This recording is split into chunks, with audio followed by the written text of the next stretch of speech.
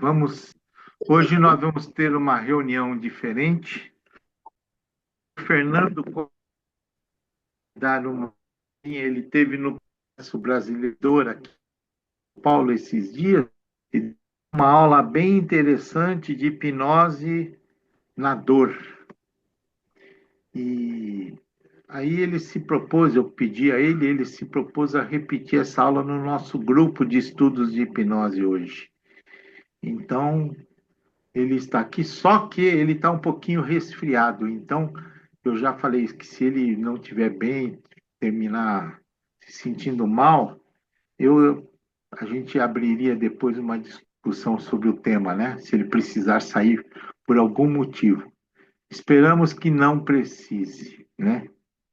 De qualquer maneira, eu vou já, para a gente não perder tempo e não deixar o Fernando esperando muito, já vou abrir a palavra para o Fernando. Fernando, está ouvindo bem? Estou ouvindo bem. Está ouvindo bem, ótimo. Então, eu já vou abrir a palavra para o Fernando, para ele já começar suas palavras iniciais. Fernando, você mesmo se apresenta rapidinho, porque eu acho que todo mundo já te conhece. Na realidade, no grupo de estudos, todo mundo conhece todo mundo. Mas é só para dar uma refrescada para um ou outro novato que por acaso esteja por aí. Boa noite a Fica. todos. Me chamo Fernando Costa, sou de Recife, sou psicólogo clínico e já estudo a hipnose, já esse ano está fazendo 27 anos. E quando Osmar me convidou para fazer essa aula, né, que foi o assunto que eu levei para o 17º Congresso Brasileiro de Dor, acho interessante que a gente discuta. E se eu continuar, né, continuando na aula, eu gostaria no final de colocar um assunto para a gente discutir. Eu já tinha comentado previamente com Osmar uma situação que eu passei e nunca tinha passado nesses 27 anos. O Osmar disse também nunca tinha passado, então acho que é um ponto bom para a gente discutir em grupo aqui e estudar sobre esse fenômeno. Eu vou projetar aqui, deixa eu só entrar aqui e projetar.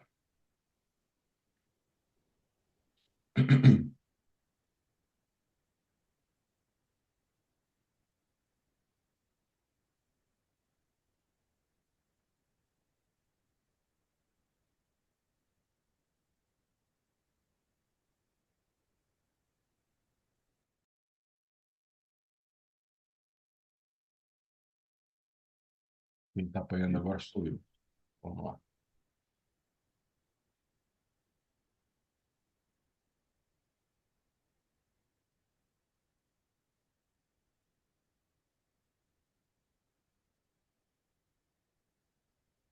Está todo mundo vendo aí o slide? Por enquanto, sim. Para dar uma pá, vai para o próximo para ver se vai. Oi? Isso, tá sim, tá dando para ir, Fernando. Pode Ó, começar.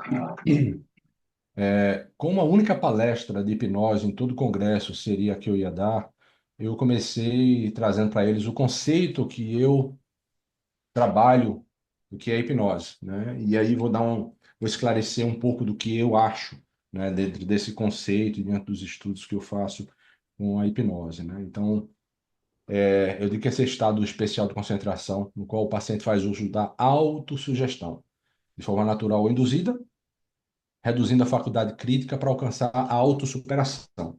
E aí tem uns pontos interessantes que a gente vai ver ao longo da aula, né? Quando eu falo de autossugestão, eu estou falando de imagens mentais, né? As imagens mentais que eu crio através dos meus pensamentos, da minha vontade. Quando eu falo de faculdade crítica, eu lembro aí do córtex pré-frontal, né? O que é que acontece com o córtex pré-frontal para que eu possa ingressar no transe, mas que eu possa também desenvolver durante o transe todo o processo terapêutico, né?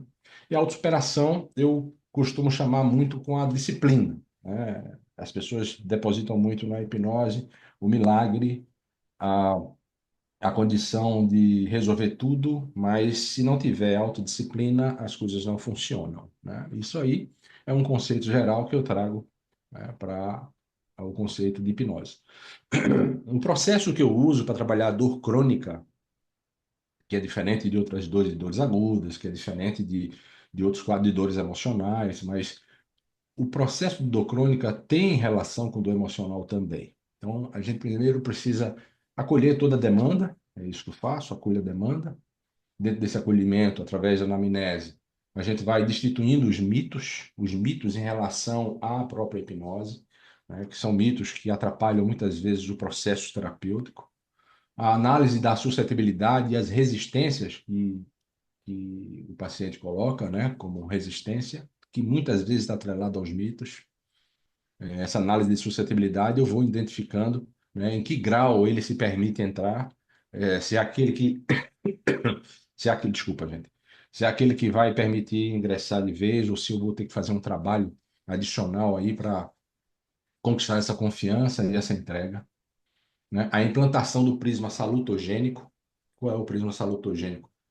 Analisar pelo olhar da saúde, não pelo olhar da doença. Porque a gente perde muita energia tentando identificar, buscar a doença, tentando entender a doença, quando a saúde, a gente pode direcionar a mesma energia, a mesma quantidade de energia para trabalhar a saúde. E num olhar holopsicológico, né, integral, né? O ser, ele é integral, então tudo interfere na saúde do sujeito. Aí a gente entra na identificação do problema núcleo e das crenças negativas, né? Esses problemas núcleos, eles têm os eventos sensibilizadores e os ativadores, onde a gente vai buscar entender isso aí, não é? Nesse trabalho inicial na hipnoterapia e aplicação da quebra de padrão de comportamento, né? E a quebra de padrão mental. Para quê? Para flexibilizar o que as amígdalas gerenciam e colocam como rotinas que ingressam numa automatização. Então, a gente vai quebrar e flexibilizar essas reações para que o sujeito possa, dentro de todo o trabalho e da disciplina, além de criar as novas redes neurais ligadas ao novo fenômeno que a gente vai colocar ali, como, por exemplo, o alívio da dor, o entendimento e o alívio da dor, a gente vai ter tempo, num estado de transe, de acelerar esse processo de fortalecimento das redes neurais, né? E aí a gente entra com essa mudança de hábito mental e comportamental do sujeito, né, para que ele possa entender aonde ele está de fato automatizado e aonde ele pode ingressar de forma mais consciente, deixando mais de automatizar a vida e torná-la mais consciente. E isso favorece, porque a gente entra em uma linguagem comum com o cérebro. E, por fim, a gente entra, de fato, na indução, no aprofundamento, né, que dispensa comentários aqui, né, as técnicas sugestivas, as âncoras, né, de segurança, as âncoras de alívio, e, por fim, de fato, todo o processo terapêutico que damos continuidade com esse processo, né, da hipnoterapia para o alívio da dor crônica, tá? Então, trouxe também que diversos estudos hoje mostram que durante o transe hipnótico, o nosso cérebro ele se modifica, áreas são mais ativadas, outras áreas são menos ativadas, e isso é muito importante para a gente poder compreender. E 2016 para 2017, eu estava levantando algumas questões que me deixavam muito intrigados, porque em certos fenômenos iguais, ou seja, iguais nenhum é igual, mas parecidos, fenômenos parecidos, a gente aplicava as técnicas, claro, adequada a cada sujeito. Uns sujeitos, né, uns conseguiam ter essa eficácia duradoura, outros regrediam, né? E a gente começou a tentar entender melhor isso quando a, a percepção de que aquela nova rede neural, que é adicionada ao a gente enfrentar um fenômeno novo, ela ainda é uma rede muito novinha, sem força, sem poder. A antiga, ela é mais forte. Isso a gente enquadra muito com o trabalho de vícios, tanto mentais como químicos e comportamentais. Enquanto a gente não, vamos lá, desativar essas redes neurais já antigas, a gente não consegue colocar uma nova e sobrepor com muita eficácia, com muita força. Então, eu trouxe, levei, apresentei a ele vários estudos que tem sobre o trabalho da hipnose na dor, né? Um dos estudos foi em Harvard, que eles conseguiram identificar que até 40% da redução da intensidade da dor foi registrada, né? Uma meta-análise publicada no International Journal of Clinical and Experimental Hypnosis em 2016, eles apontaram para 75% dos casos de dores crônicas numa eficácia nesse tratamento. Então, a gente não tem como contestar, né, entre outros estudos, o papel da própria hipnose no tratamento da dor crônica, né? E aí eu trago também a presença, né, do David Spiegel, né, que ele diz o seguinte, que a hipnose é uma nova maneira diferente de usar o cérebro, ou seja, é uma nova comunicação com o cérebro, principalmente no controle da dor, e que é preciso ensinar as pessoas a aprender essa capacidade de controlar a sua própria dor. E que a maioria dos psiquiatras e todos os profissionais da área da saúde precisavam ser treinados para isso, né? O próprio David Spiegel é aquele que criou aquele eye roll test, né, para você identificar em que nível o sujeito ele consegue entrar com facilidade em transe hipnótico, né, que é com o rolar dos olhos. Ele também assevera que gostaria muito que a hipnose fosse incorporada nos currículos das faculdades de medicina, né, e poucas assim o fizeram, né? E quando ele fala isso, ele está falando do mundo, né? Não está falando especificamente de um país.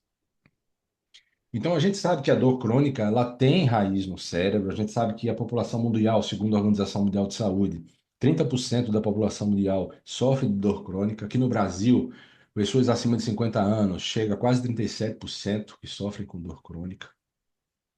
E aí eu fui explicar a eles, né, que como é que funciona, né, que o nosso cérebro ele é um hardware, né, ele é um computador e a nossa mente é o software.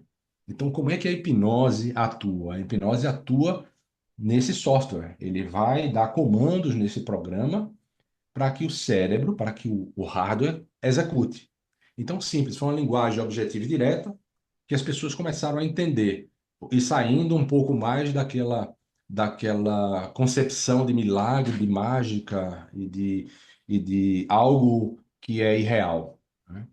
Então, esse foi, né, o ponto onde eu quis entrar, né, que durante o transe hipnótico, o córtex pré-frontal dorsolateral, ele reduz a sua conectividade com a rede de modo padrão, que é aquela rede que tem a sensação de controle, quando a gente está naquele sonhando acordado, é quando essa rede ela está ativada, né? E aí o interessante é que quando o córtex pré-frontal dorsolateral ele tem uma diminuição na sua atividade, ele diminui a nossa resistência crítica, né? Permite com que a gente aceite melhor os comandos, porque ele permite com que crie rupturas nessa barreira crítica, né? Ao mesmo tempo em que, durante o transe hipnótico, esse córtex pré-frontal ele se une à ínsula, né? Que é essa região que tem uma percepção maior da dor do corpo. E o que que ele faz? Quando nós estamos colocando o sujeito dando a sugestão hipnótica, nós estamos trabalhando com o córtex pré-frontal, porque ele tem que prestar atenção naquilo ali. Então, ele aceita melhor aquilo, mas como ele se une à ínsula, ele manda informação positiva para a ínsula, né? Então, isso faz com que a gente tenha uma percepção menor da dor e do próprio corpo, né?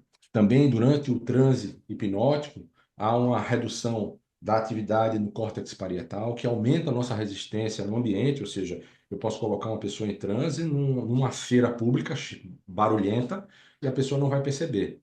E ela vai ficar ligada ali na minha voz. E vai também diminuir a sensação de dor. Gente, me perdoe, que não é só o cachorrinho de Osmar que está tossindo, não, tá? Eu também tô, e muito. Então, o córtex cingulado anterior, né, que ele também ele começa a, vamos dizer assim, a se comunicar menos, né, com algumas áreas do cérebro, como a própria ínsula e o tálamo, né, o tálamo, esse mensageiro que manda informação para nossas vias receptoras, né? Então, a ínsula, ela contribui para essa alteração da percepção da dor, né? Então, quando ela modula no transe hipnótico, isso aí.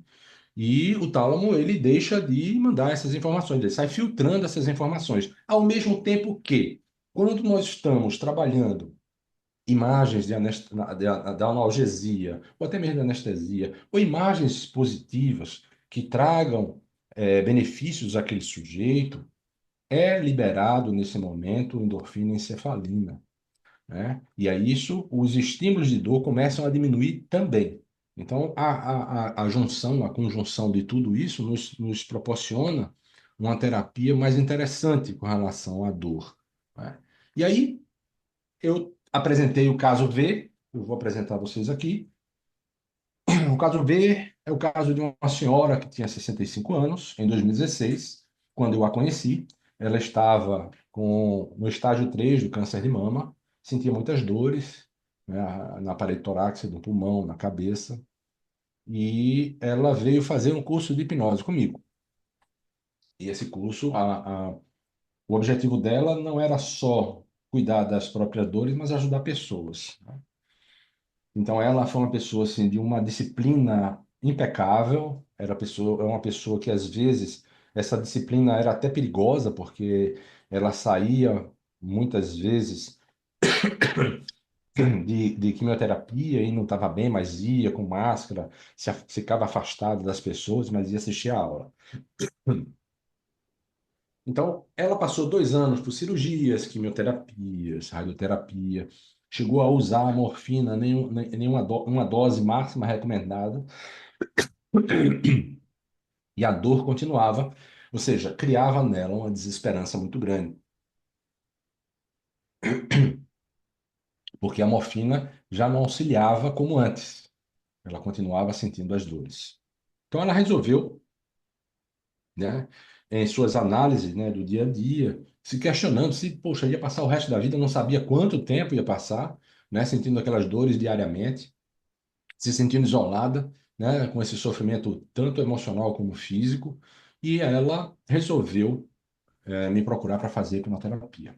Quando ela veio fazer hipnoterapia, ela estava no estágio 4, mas estava muito cética com relação a tudo isso, porque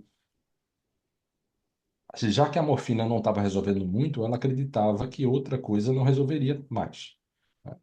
Então, essas dores, e a gente sabe que quando a pessoa está sentindo muita dor, essa faculdade crítica, ela diminui, porque a gente quer sanar a dor. Então, isso já facilita muito, né? Então, qual era o objetivo principal da gente? Era ensinar o cérebro dela a reduzir essa dor e restaurar o senso de controle. Ela precisava controlar isso. Então, eu comecei fazendo com ela a indução de mudança de foco e aproximação, né? Eu trabalhava que é uma técnica, vamos dizer assim, modificada de Beth Erickson, né? E a gente começou a fazer, e aí ela se deu muito bem com essa indução, né? Ela conseguiu ingressar, aprendeu, né, ao longo do período a associar a dor a uma luz vermelha, porque ela tinha colocado na cabeça que a cor vermelha lembrava ambulância e lembrava dor. Então ela começou a associar a intensidade da dor a uma luz vermelha muito forte. E quando ela mentalmente começava a diminuir essa luz, ela sentia como se a dor fosse afastando dela e diminuindo, né? Mas ainda não era vamos dizer assim, o ideal para ela. Não era o ideal, né? Então a gente começou a usar essa comunicação, a linguagem do próprio cérebro. Qual é a linguagem do cérebro? Toda imagem mental que é criada, o cérebro decodifica como real e presente. Então, no transe hipnótico, a gente começava a trabalhar de forma real e presente, né? Não o amanhã nem o ontem, sempre o agora. E aí ela foi se entregando nesse agora cada vez mais e ingressando num transe muito mais profundo. E nesse transe profundo, a gente colocou, né, deixei a mão dela anestesiada, e aonde essa mão tocasse, essa dor sumiria, né? E a gente começou a aplicar isso como âncora. Esta âncora para que ela pudesse usar quando sentisse muita dor, e não que a morfina não resolvesse, né? Ou outros tratamentos não levassem ela a um alívio. Então, por algum tempo, ela aplicava. E relato do marido dela, dizia assim, ela, com a morfina, não resolvia muito, mas quando ela aplicava, não dava uns 4, 5 minutos, essa dor sumia, né? Claro que o caso dela era grave, a gente sabe que a hipnose ela serve para potencializar aquilo que a gente tem, mas não é milagre, não é mágica. Fui evoluindo, ela apesar de passar um tempo vivendo bem, né? Muito mais confiante, porque sentia, começava a controlar a dor, não é que ela não sentia mais dor, ela controlava a dor dela. E aí, nesse período todo, ela entrou no estado de coma, né? E aí, nesse estágio, ela não tinha como aplicar a âncora. E como é que se sabia que ela estava com dores? Quando os sinais fisiológicos apareciam, né? Alterava a pressão arterial, frequência cardíaca, né? Sudorese, movimentos atípicos, às vezes, alguns poucos gemidos. E aí, quando eu ia visitar ela, eu dava os mesmos comandos da âncora que dei a ela. E por 10 a 20 minutos ela ficava sem a dor. Os sinais, eles eram equalizados. Na sequência voltava, a gente aplicava a âncora, 10, 20 minutos sem dor, né? Então, foi isso que eu quis trazer, né, no 17º Congresso Brasileiro de Dor, né, e dizendo que assim, o tratamento da dor não é só, a dor crônica não só foi essa que a gente trabalhou com fibromialgia, com enxaquecas, com dores de lesão medular, inclusive já trouxe uma aula aqui falando de uma paciente minha que teve um rompimento na L1, ficou paraplégica, a gente trabalhou as dores e trabalhou a crença negativa, ela voltou a movimentar as pernas, ela voltou a andar sem muletas, né? Reativou a vida dela, né? Dores articulares, neuropáticas, né? As famosas, a Covid longa, né? Síndrome do intestino irritável. Então, isso foram dores que a gente, de fato, conseguiu trabalhar com a hipnose. Então, assim, foi essa breve aula que eu apresentei lá, uma. Eu não tinha muito tempo, aliás, os palestrantes não tinham muito tempo, né? Era um congresso muito grande e as palestras foram curtas, foram pequenas, a gente teve que apresentar isso de forma muito breve. Mas o recado foi passado. E era isso que eu queria trazer para vocês, essa experiência que eu tive lá na, na, nesse congresso, tá? Então era isso, Osmar, essa aí é a nossa apresentação, né? A apresentação da nossa aula, que foi mantido lá no Congresso, tá? Tá aí, estou aberto para as colaborações, os acertos, os erros, o acrescentar, né? Isso foi o que isso que eu espero aqui na aula de hoje. E no final, se eu ainda conseguir, que não, de fato, não sou, não me entrego com facilidade, mas está muito difícil. Eu queria colocar aqui, não sei se posso colocar já, Osmar, ou deixar isso para depois. Vamos abrir para o pessoal perguntar algumas coisas sobre a dor primeiro, e depois nós vamos entrar naquele caso que eu acho que aquilo é muito. Aquela vai ser uma discussão interessante, né? Mas vamos dar uns 10 minutinhos, já que nós estamos com bastante tempo, né? Vamos dar uns 10 minutinhos para as pessoas perguntarem, se alguém quiser.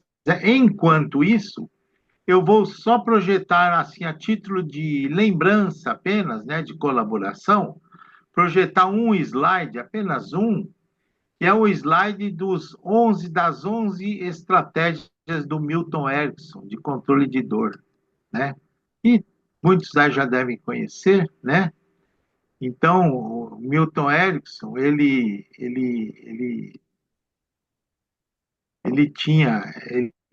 nomeava, né, esses 11 estratégias que era o que ele utilizava e ensinava, os 11 métodos de sugestão para o controle da dor usando a hipnose, né?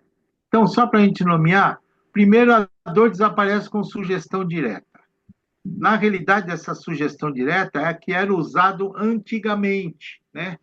Antigamente, na época freudiana, para lá, e até nas guerras, tal, eles faziam a dor em sugestão direta, principalmente em dor aguda, né?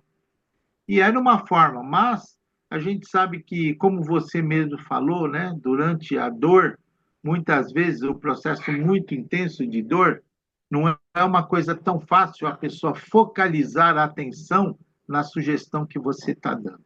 Mas, de qualquer maneira, essa era uma primeira estratégia do Milton Erickson. A segunda era essa dor desaparecendo com sugestão indireta, através de metáforas, né? Então, que foi exatamente uma das estratégias que você utilizou, Fernando, né? Quando você fez ela focalizar a dor numa cor, ela, vamos dizer, ela transformou num objeto a dor, transformou numa coisa física, né? Na luz vermelha, por exemplo, certo? Então, ela coisificou a dor. Muitas vezes as pessoas coisificam. Ah, a dor é o quê? É do tamanho de uma uva, é do tamanho de uma maçã, que cor que ela é, qual é o peso, qual é a forma. E aí você coloca a dor naquele símbolo, naquela metáfora, e depois, devagarzinho, você vai modificando a cor, vai modificando o peso, o tamanho, a forma. E através dessas mudanças, você consegue modificar, quer dizer, fazer com que a percepção da dor seja diferenciada. Tá certo? A terceira estratégia ericksoniana era da amnésia, onde fazia-se esquecer a dor, tá certo? É muito interessante que essa é uma estratégia que a gente usa muito em parto, né? Naquele livro que eu escrevi, do hipnoparto, eu comento um pouco dessa técnica, aonde a paciente, entre uma contração e outra, vejam bem, durante o trabalho de parto, quase no período expulsivo, a pessoa chega a ter uma dor a cada minuto, uma contração a cada minuto. E aí ela acaba de ter a contração, ela já fica com a percepção ligada, esperando a próxima dor, né? Então, quando ela ficava nessa coisa, esperando a próxima dor, eu ensinava ela a fazer a inspiração abdominal e soltar o ar bem lentamente. E à medida que ele ia soltando o ar bem lentamente, ela ia percebendo como se a dor fosse espaçando a próxima dor. E, paralelamente a isso, eu ainda fazia ela imaginar entre uma contração e outra, em vez dela ficar esperando o sofrimento da dor, eu fazia ela imaginar o rostinho do nenê sorrindo para ela, como se estivesse agradecendo o fato dela estar passando por todo esse processo e aguentando todo esse processo para que ele pudesse ter um parto tranquilo, confortável e feliz. Então, quer dizer, com isso a gente ia modificando e espaçando, né, a percepção da dor, tá certo? Outra, a gente criando dormência ou analgesia. Então, é aquilo que você fez. Uma das técnicas clássicas é a luva analgésica, né? A luva analgésica, que os dentistas usam muito, né? Então, essa luva hipnótica, essa luva analgésica, tá? A luva anestésica, onde você faz a pessoa imaginar que você está colocando uma luva de couro, uma luva grossa, tal, e aí ela anestesia essa luva é anestésica, e ela fica com a mão toda anestesiada, e depois a gente diz, aonde você passar essa luva, ela vai anestesiar.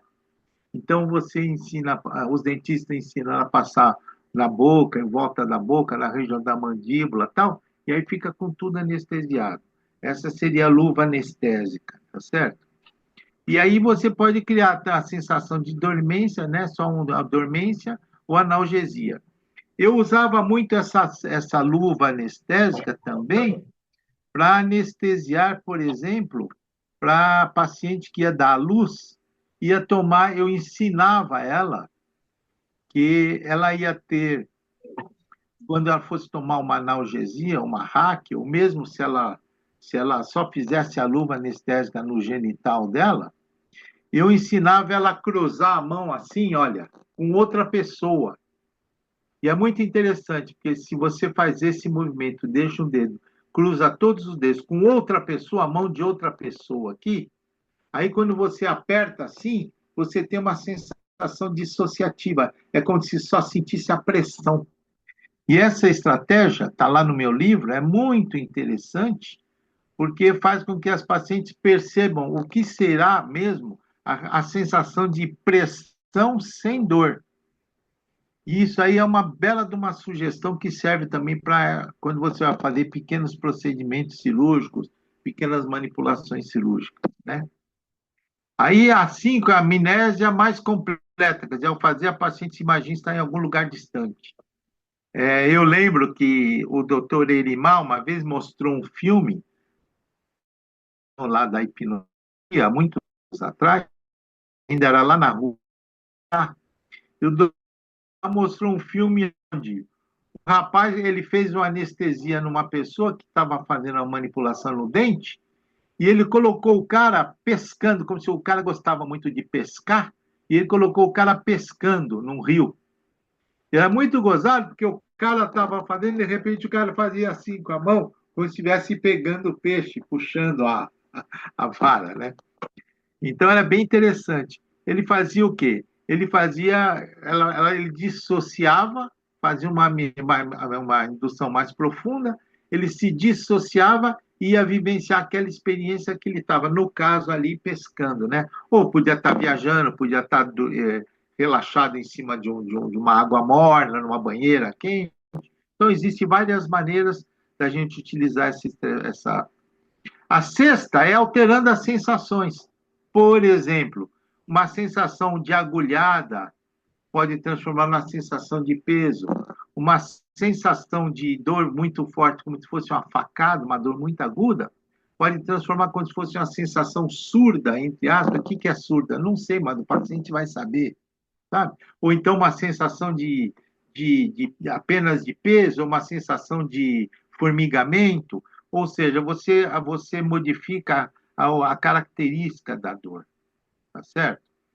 Depois, deslocando a dor, foi o que o Milton Erickson fez num caso típico dele, aonde um paciente que tinha uma dor, era uma dor, na realidade, era uma dor dissociativa. Por quê? Foi um paciente que tinha perdido, ele tinha sofrido um acidente, ele estava dirigindo e sofreu um acidente com a filha, e a filha morreu. E ele, durante o acidente, ele teve um trauma no ombro e ficou por uns tempos com o ombro paralisado, braço paralisado. Depois de um tempo, faziam os exames e eles viam que estava tudo normal, a parte neurológica estava normal e ele continuava não mexendo o braço. O que aconteceu? Levaram para o Milton Erickson, depois de algumas sessões, fez ele mexer completamente aquele braço que estava anestesiado e paralisou o outro braço. Numa próxima sessão, ele deixou os dois braços mexendo e paralisou uma perna.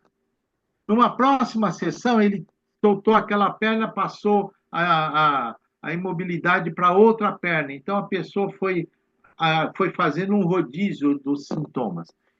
No fim, Milton Erickson deixou a articulação da falangeta da falanginha com a falangeta da mão esquerda, do dedo da mão esquerda, totalmente paralisada. Por quê?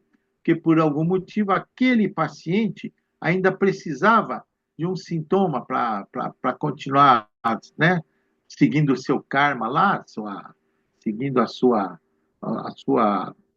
culpa, vamos dizer assim.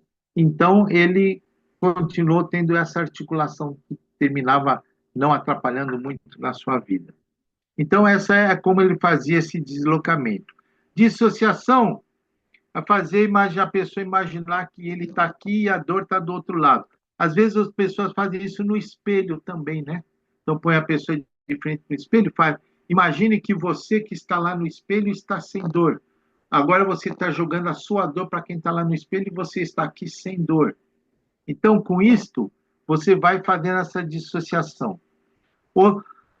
Outra estratégia que o Milton Erickson usava era reinterpretando a dor com a sensação de lentidão, com a pulsão. Por exemplo, dores pulsáteis, como enxaqueca, por exemplo, ele ia fazendo como se fosse uma luz pulsando, pulsando, numa velocidade, numa frequência, numa intensidade, e aí devagarzinho ele ia diminuindo, como se tivesse um potenciômetro que fosse diminuindo aquela velocidade, aquela intensidade, né, e aquela frequência. Então, isso era como ele ia fazendo essa reinterpretando a dor, tá? A outra, a décima, é fazendo a distorção da percepção do tempo. Então, por exemplo, em dores de cólicas ou dores que iam e voltavam, ele fazia entre uma sensação dolorosa e outra, ele conseguia fazer uma distorção do tempo com a hipnose, que nós sabemos que a distorção do tempo é comum, e o paciente tinha aquela sensação de que a dor estava ficando cada vez mais, mais distante uma da outra, mais distante uma da outra, mais distante uma da outra, e ao mesmo tempo ela parecia ser mais curta, a intensidade dela, o tempo de duração dela. Então, com isso, ele fazia essa distorção da percepção. E depois ele tinha a 11ª, né? Que era mais ou menos uma coisa meio de Coé. Você lembra que Coé dizia assim: sem que você se dê conta, cada dia que for passando, você irá sentindo-se cada vez melhor sob todos os pontos de vista. Era mais ou menos isso que o Coé falava. E o Coé mandava a pessoa repetir isso como uma autossugestão várias vezes por dia. Isso, na realidade, era a mesma coisa que o Milton Erickson colocava aqui. Então, essas 10 estratégias praticamente abarca todas as formas de dor que a gente pode. E vocês vejam que o Fernando, nas sugestões que ele mostrou aí, que ele usou, elas estão todas contempladas aqui dentro, né? Era só para a gente relembrar isso, porque eu acho que esse foi uma das grandes pérolas do Milton Erickson, era exatamente essa estratégia de como, essas 10 estratégias de como lidar com a dor, né? De qualquer maneira, gente, o Fernando está aí agora, Fernando. Desculpa ter entrado na sua palestra aí, mas agora eu vou voltar para vocês, para que vocês possam perguntar aí para o Fernando, fazer alguma pergunta, dar uma exploradinha nele. Ele não está muito bem, mas eu acho que ele ainda aguenta mais um pouquinho. Se vocês soubessem o que ele já aguentou, isso aqui não é nada perto do que ele já aguentou. É. Então vamos lá, gente. Alguém quer uma pergunta para fazer? Levanta a mão aí ou abre o microfone e já pergunta.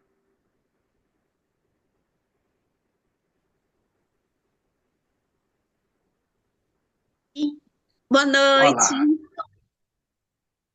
A Thelma. Pô, vamos lá, Thelma, pode falar. Boa noite, tudo bem?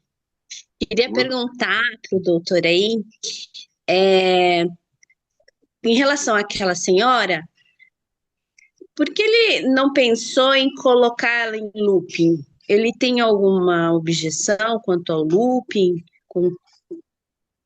durante a fase que ela estava em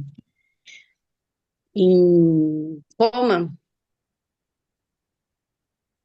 Veja, enquanto ela estava em coma, eu passar o comando ela em coma, eu não tinha garantia que aquilo ia acontecer, né? Então, meio que manualmente a gente ia lá e aplicava o comando para que ela pudesse aliviar aquela dor, mesmo que fosse por alguns minutos. Aí, quando a percepção da dor voltava, aí a gente aplicava novamente. Mas eu tentei, como existia já uma âncora, o único comando que eu dei foi o comando da âncora. Eu não tive a certeza de que se eu fosse introduzir ela num looping, se ela responderia aquilo naquele estágio que ela estava.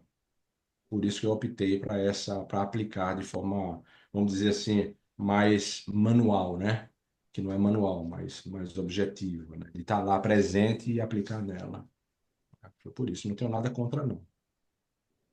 Então tá, joia. Obrigada. Gente, alguém tem mais alguma? Ô, Thelma, fala aí o que é o looping. Eu não entendi a qual looping você se refere, porque eu conheço muito o looping das meditações, o looping do mindfulness. Eu quero saber como você trabalha muito com PNL, que eu sei, eu quero saber qual é esse looping que você quis se referir. Vou colocar ela no looping, tipo, eu não sei falar os nomes das pessoas, eu só sei a técnica em si. É quando você fala para a pessoa, né, para ela, que ela vai rememorar ou reviver aquela sessão, aquele tratamento daquele dia por um tempo determinado, e todas as noites ela vai se lembrar dessa sessão, e quando isso acontecer no tempo certo, que a mente dela achar o mais adequado, aí ela vai sentindo que toda aquela sensação da sessão sempre. Então, aí vira um looping, toda noite, nas próximas 90 noites, por exemplo, né? Que é um tempo que o corpo se regenera também. É uma coisa que eu pensei aqui, assim. Bom, eu já entendi. Esse looping, na realidade, é uma âncora, né? Na Sim, realidade, é o que o Fernando fez. Ele colocou âncoras, né? E fazia. Normalmente, é muito comum as pessoas, só para dizer, eu não chamava isso de looping, tá? Então, por isso que, para mim, essa nomenclatura de looping é novidade. Eu acho que é porque o pessoal da PNL, eles põem muitos nomes diferentes, tal, e às vezes a é, gente... Mas, na realidade, isso é a âncora, tá certo? E a revisão de âncora, por exemplo, tinha um colega nosso, o Burranik, tá? Que ele gostava, quando ele acabava de fazer hipnose e tal, que ele fazia uma sugestão positiva para a pessoa, né? E ele dizia assim, e toda vez que você vir, então ele pegava, por exemplo, se a pessoa estivesse falando de alguma coisa boa, por exemplo, uma comida, ou uma fruta, ou um carro, ou uma roupa, alguma coisa, né? Isso tivesse aparecido como uma ideia positiva na sessão, ele dizia assim: toda vez que você vir alguém com uma roupa vermelha, por exemplo, né? Toda vez que você vir alguém com a roupa vermelha, você irá sentir-se cada vez melhor. Então, na realidade, ele está fazendo uma sugestão subliminar e implantando, né, uma âncora subliminar, que é uma âncora da âncora, né? Para que a pessoa, cada vez que visse aquilo, ela muitas vezes nem sabia. E ele gostava de fazer isso. Ele fala: então, cada vez que você vira alguém com uma roupa vermelha, cada vez que você vira uma luz vermelha, ou cada vez que você vira alguém dizer o teu nome, por exemplo, sabe? Então, ele fazia essa âncora, e cada vez que isso acontecia, era como se automaticamente a pessoa rememorasse a nível inconsciente toda aquela sessão. exato. São estratégias Isso. interessantes disso, né? Eu gosto de usar essas estratégias. Eu acho que funciona muito Tá com as bom. gestantes. É, Com gestante funciona bem, né? o grande problema de não ter usado âncoras, esse tipo de âncora, nesse loop, né? É que ela, primeiro, a dor é crônica, né? Num estágio insuportável, e ela estava inconsciente, né? Então não tinha nem como eu trabalhar um loop nela, né? Então a âncora que antes a gente tinha aplicado nela, na hora em que eu verbalizava, ela entrava na âncora, ainda inconsciente, mas entrava. Não tinha como fazer isso, ela sem essa consciência, né? Entre aspas. Então eu preferi usar desse mecanismo porque eu sabia que ali pelo menos ela tinha 10, 20 minutos de alívio de dor. E aumentava também a motivação dela a resiliência, que é muito interessante, né? Que a gente aumenta a resiliência e aumenta a tolerância. A gente não pode esquecer que um dos efeitos da hipnose, do ponto de vista, quando você trabalha a gestão de estresse, até a gente coloca no Tritônus do Kretschmer lá, a resposta psicofisiológica, psicoemocional, a resposta dentre elas, uma delas é o aumento da tolerância, a diminuição da crítica.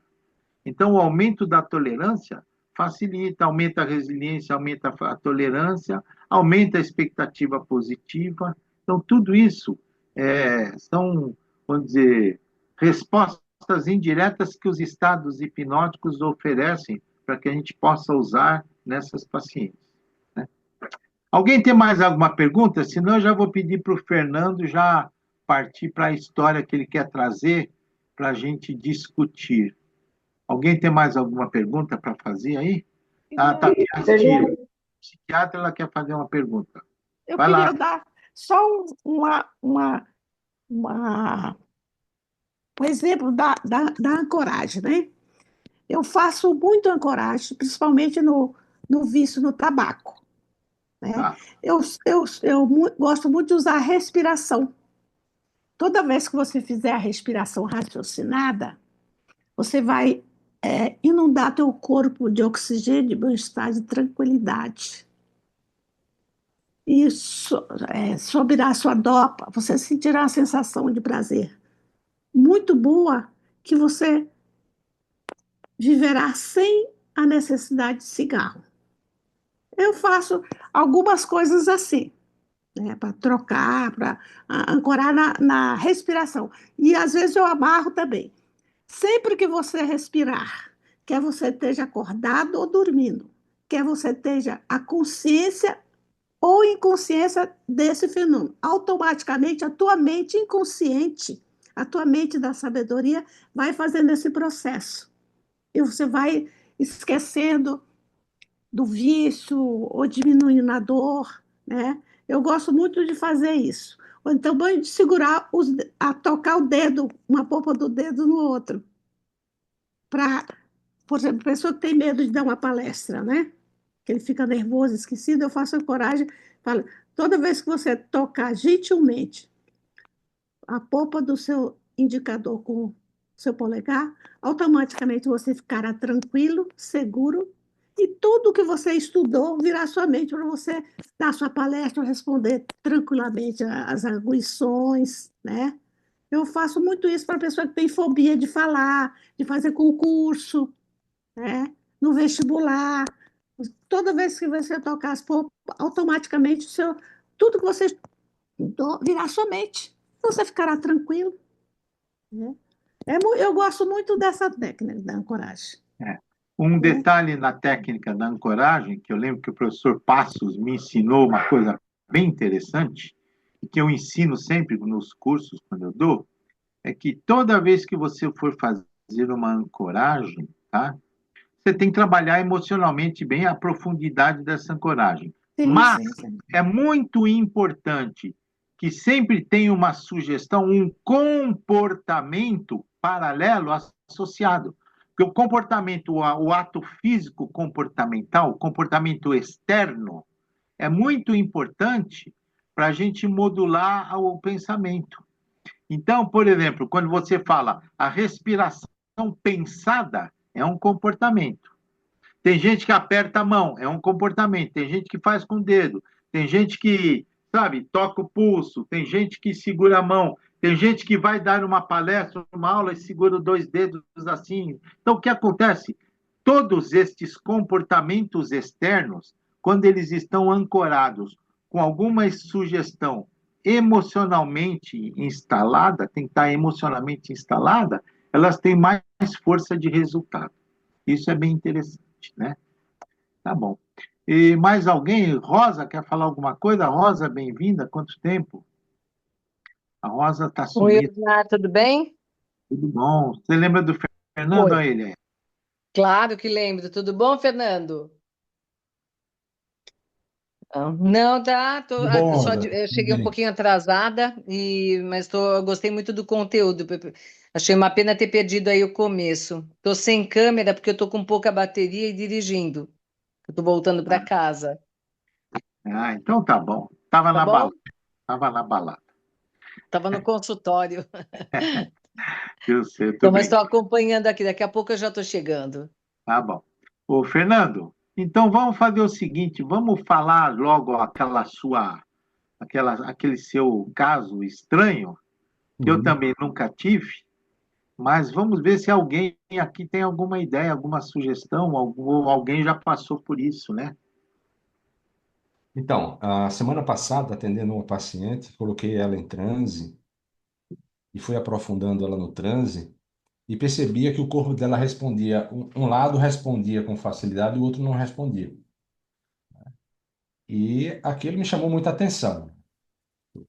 Coloquei, aprofundei, a gente fez alguns trabalhos, e aí eu quis fazer algum trabalho de sensibilidade para saber dos dois lados. E o lado esquerdo dela, ela não, é como se ela não tivesse entrado em transe. Então ela sentia o lado esquerdo, o olho dela esquerdo, eu tentei colar os olhos dela, só o direito, né, colou, o esquerdo não colou. Então, todo lado esquerdo dela, ela sentia a mão, o outro ela não sentia, ela sentia o pé, o outro ela não sentia. E nesses 27 anos estudando hipnose, eu nunca vi um caso desse, né? Nunca vi. A única resposta que eu podia ter, assim, vamos lá, neurologicamente falando, seria se ela tivesse uma cisão, né, no corpo caloso, porque não havia comunicação dos dois lados. Mas não sei se é isso, né? Não sei, não tenho como averiguar isso aí. Mas foi um fenômeno que me despertou a atenção. Essa semana eu vou estar com ela de novo, vou explorar mais isso. Mas foi muito interessante. Eu não sei se alguém já passou por isso. É por isso que eu quero colocar aqui. Eu gostaria de ouvir os psiquiatras aí, os clínicos, se alguém tem alguma sugestão. Eu nunca vi uma situação dessa, né? Mas também pode ser que tenha tido e tenha passado, porque às vezes a gente observa o que a gente quer e de repente você observou o que você quer de um lado ou de outro, não importa. Aquilo aconteceu, você continua. Então, de repente pode ter acontecido e a gente não Não percebeu. ter percebido, é. E Mas nesse caso, não só obstante a minha percepção e nos meus testes, né, comecei a fazer teste com ela relatou isso. Ela disse que quando eu estava aprofundando o transe, ela sentia um lado, ela via cores de um lado, não via do outro. Era uma coisa impressionante. Eu não sei como que ela fazia, ela percebia isso, mas ela passou a não sentir um lado e sentir o outro, sabe? E isso me chamou a atenção. é, deixa eu te fazer uma pergunta aqui, tá? Você fez, cadê? Quando você fez o aprofundamento, você fez o aprofundamento e ela, quer dizer, vamos imaginar, o lado dela que ficou anestesiado, qual foi que pegou a hipnose? Foi o lado direito ou esquerdo? Lado direito. Lado direito foi Direito. anestesiado. Isso. E a fixação, a pálpebra, a ptose palpebral ficou de que lado? Do mesmo lado ou Mesmo contralateral? lado. Mesmo lado. É. Então, isso já é uma coisa estranha, né, também, É. né? Que, na realidade, se fosse algum processo neurológico, cruzaria. Não, mas cruzou, né? É isso que eu estou dizendo, né? Ela não teve todo lado esquerdo dela, ela conseguiu ingressar no transe, vamos falar assim, numa linguagem mais objetiva. Todo lado direito, não. Então, mas é que, normalmente, se você tem, por exemplo, um AVC, alguma lesão de um lado, né, quer dizer, algumas áreas são contralaterais, são cruzamentos. Então, Com exceção do cerebelo, tudo cruza, é, né? Então é isso que eu estou pensando. Veja, se o lado direito dela entrou em transe e o lado esquerdo não entrou, não é? Significa dizer que o hemisfério direito, o hemisfério esquerdo dela catou o transe, o hemisfério direito não.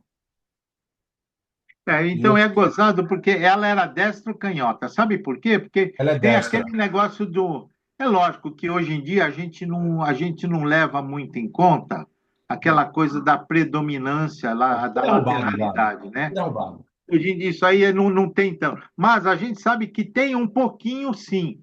E tem por quê? Porque um determinado lado, tá certo? Quer dizer, o lado esquerdo, nós, né? O lado direito, ele é um pouquinho mais. As funções são um pouquinho diferentes. Por exemplo, você vai ver o sistema límbico, ou a função é um pouquinho diferente do lado esquerdo. Então, o lado que é criativo, o lado mais emocional, tal, do lado direito, é um pouquinho mais predominante, tá Sim, certo? Né? E isso aí faria o quê? Faria com que o lado esquerdo dela ficasse mais adormecido, exatamente. não Então, é? Então, ela, isso seria a única explicação que eu teria. exato. Quer dizer, que Ela, a predominância que a gente não acredita muito, que nela teria uma predominância um pouquinho maior, é, mas é estranho mesmo. eu não ia, foi o que eu pensei, né? Eu disse, poxa, o lado que entregou ao processo foi o lado que seria, se a gente fosse julgar separadamente, que isso não existe, né? Todos os dois se comunicam, mas tem um lado que predomina o lado mais racional e o Criativo. outro mais criativo, o lado racional acatou. O lado criativo, não. Aí vem um detalhe. Ela sofre com uma doença autoimune, né? Então, assim, o lado emocional dela vive em verdadeiro alerta o tempo todo. Não sei até que ponto. Por isso que eu estou dizendo, nunca experienciei algo assim, não sei nem como esmiuçar isso, né? Precisava fazer exame de imagem para ver. Deixa eu ver se tem alguém aqui, já, o Monson, sei lá, o Monson, mas alguém que estuda bem isso aí, deixa eu ver aqui quem tem. Aqui o psiquiatra o Sérgio, não sei se tem alguma ideia, deixa eu ver quem mais aqui poderia assistir, né? As pessoas que estudam mais essa parte neurológica, neurobiológica, se tem alguém tem alguma justificativa para isso. Sérgio, Sérgio já levantou a mão aí, Sérgio. vamos lá, Sérgio, vamos lá, o que que você acha? A minha curiosidade é a seguinte, é justamente perguntar para ele, acredito que até tenha feito isso, se ele foi no hemisfério invertido para fazer a sugestão do lado direito para ver se aí ele mandava o comando para o lado esquerdo do corpo. Não, não fiz. Não fiz. Eu fiz um comando diretivo, né? Acho que talvez a primeira coisa que eu fizesse seria isso. Não está funcionando do lado direito, eu iria do lado esquerdo para ver se o comando iria cruzado. Ideia, né? Mas assim, soube que a gente podia analisar isso de que forma, né? Porque assim, ela não tem problema de audição, não tem problema de captar informações, né? E mesmo que ela tivesse um problema de audição, só ouvisse com um ouvido, Ah, não justificaria do ponto de vista, né, neurobiológico, não justificaria isso, porque lá dentro ele se tudo se confunde, vira uma coisa só, uma ideia só, né? Não era a comunicação por onde, pelo canal o lado do canal de percepção que iria interferir nisso, né?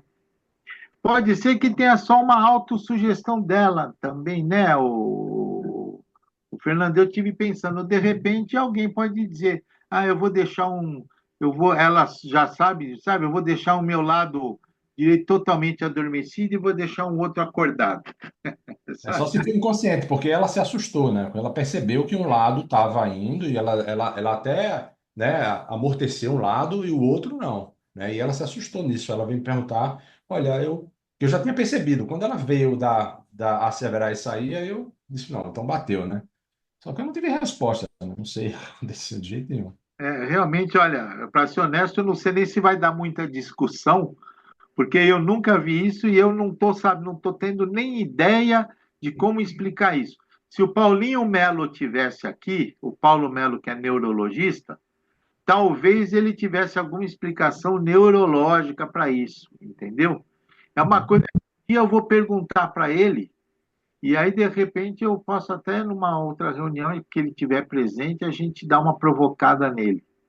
Mas eu nunca vi isso e não tenho ideia de como explicar. Alguém assistir, você já viu alguma vez isso? Você tem alguma ideia? Olha, até reforçando aí o que o falou agora, eu costumo, normalmente na entrevista, saber quem é destro ou canhoto, tal, tal. Porque quando eu vou fazer a sugestão, se ele é canhoto, eu falo do lado esquerdo, do lado direito, né? Para cruzar e pegar mais o lado da emoção. E algumas vezes eu esqueci que o cara era canhoto e fiz do lado errado. E eu vi que ele não entrou em trânsito tão legal. Aí eu passei para o lado esquerdo, comecei a conversar e ele entrou tranquilamente. Até os sinais de hipnológico que a gente vê que entrou em trânsito se normalizaram, né? Então seria uma coisa de tentar. Eu sempre tenho esse cuidado de falar. Às vezes ele é ambidestro, eu falo de um lado e do outro, eu fico atrás, né?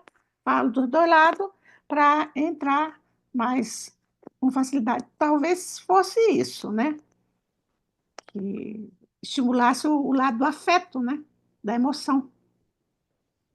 É Ela, gozado. Eu ela não nunca. era canhota, ela não era canhota. Olha, destra, É, destra. Uhum, era destra, né? uhum. E o Você lado. sabe que eu nunca tive esse cuidado, né?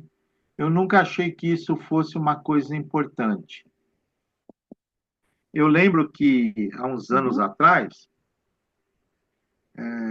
quando a gente fazia, quando o Fábio fazia aqueles cursos que fazia, às vezes a gente fazia alguns cursos e a gente fazia umas demonstrações, e a gente fazia uma técnica que era a técnica do estéreo. Então ficava um dando a sugestão de um lado, contando uma história, como imagina que você está numa praia relaxando, não sei o quê, papapá, e o outro contando uma outra história do outro lado, diferente. Imagina que você está enquanto um está falando numa praia, o outro está falando que você está num parque, você está na nuvem, você está num lugar, está ouvindo o vento, e o outro aqui está ouvindo o mar, e aqui você está sentindo o cheiro da floresta, aqui. E falavam os dois ao mesmo tempo, esse estéreo, né? Para colocar o paciente em transe, né? E eu nunca, quer dizer, eu nunca me preocupei, quer dizer, talvez fosse uma coisa interessante de ter perguntado para ela, né? Qual das histórias ela se lembrava mais? Que talvez isso fosse um sinal indicativo de que tem essa predominância, de que essa predominância realmente tem algum significado. Mas eu nunca fiz isso. Mas eu não sei se alguém aqui já fez, já teve isso, alguém já ouviu falar, ou tem alguma hipótese, alguma possibilidade, alguma. Porque realmente Monson, você já ouviu falar nisso alguma vez? Não? Não sei se o Monson está presente aí, está podendo falar, às vezes ele está presente, mas está dando aula, não sei. Eu realmente, Fernando, não sei. Agora, o que você pode fazer da próxima vez essas duas sugestões que você recebeu aqui. Essa paciente vai retornar com você, possivelmente. Então, aí você usa, primeiro, essa sugestão do Sérgio, né? Vê essa sugestão do Sérgio, tal, se você consegue sugerir que o outro lado fique igual a esse lado, né? E uma outra possibilidade é você tentar mudar o lado da sugestão, fazer essa sugestão da ASCII, para ver se tem alguma interferência, né? Eu não acredito que talvez essa mudança de lado tenha, não. Mas, de qualquer maneira, a gente ainda não conhece nada da neurobiologia das pessoas, nem da hipnose propriamente dita, né? Tem muita coisa nova que a gente não tem nem ideia. Eu, é a única sugestão que ficaria aí. Nunca vi um caso desse, não.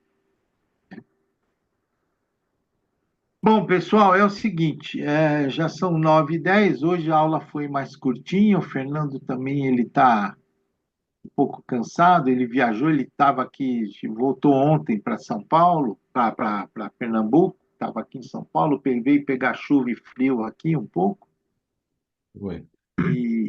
na realidade, se alguém tem mais alguma pergunta para fazer, senão nós vamos encerrar a nossa reunião mais cedo. Só que antes de encerrar, eu quero dizer a todos que eu estou organizando este mês, agora, de maio, o nosso grupo de estudos de hipnose faz exatamente 26 anos, no dia 29 de maio. Tá?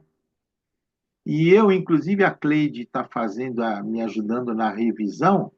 Nós estamos lançando o quarto livro do Temas de Hipnologia. Tá?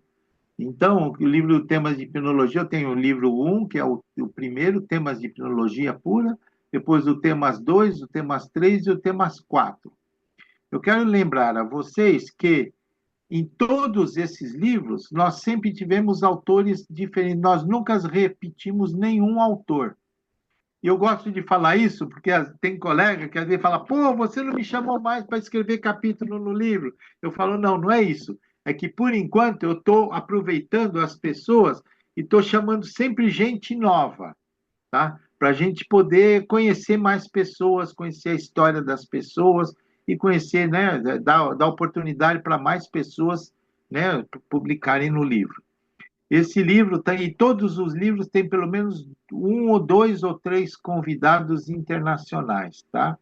Esse nosso, nós temos a Teresa Robles e temos o Oliver Penhafil, que é professor na Bolívia, professor de psicologia na Bolívia.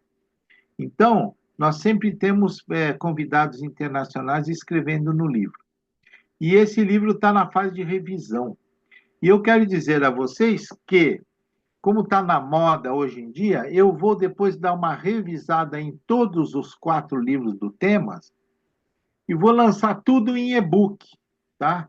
Por quê? Porque hoje em dia está na moda, o e-book fica mais fácil, as pessoas conseguem, quem quiser comprar em físico vai ter também, tá? Eu vou depois fazer algumas edições em físico, mas o físico eu deixava na Amazon, porque quem quisesse fazia, a Amazon imprimia na hora e mandava.